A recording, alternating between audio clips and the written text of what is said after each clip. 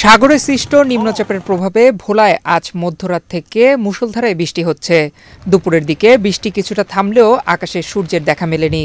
বৈরী আবহাওয়ার কারণে ভোলার সকল রুটে বৃহস্পতিবার সকাল থেকে সব ধরনের নৌযান চলাচল বন্ধ ঘোষণা করেছে নদীবন্দর কর্তৃপক্ষ।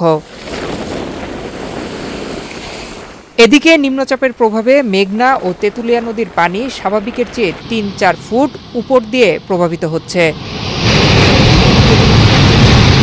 ফলে জোয়ারের পানিতে জেলার নিম্নাঞ্চল প্লাবিত হয়েছে। বিচ্ছিন্ন চরাঞ্চলের এবং বাঁধের বাইরের বাড়িঘরগুলো জোয়ারের পানিতে নিমজ্জিত।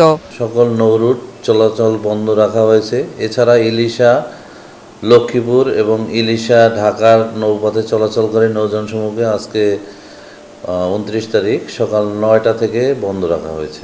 এছাড়া অভ্যন্তরীণ নৌপথ যেমন চরপেশনে কয়েকটি রুট আছে, ভেলুমিয়া, বিশ্ব রোড, এছাড়া আরও ভোলার অভ্যন্তরে যে সকল নৌপথ আছে সে সকল নৌপথে বিআইডব্লিউটি যেখানে রুট পারমিট দিয়ে থাকে এ সকল নৌযানের সমস্ত নৌযান চলাচল বন্ধ রাখা হয়েছে।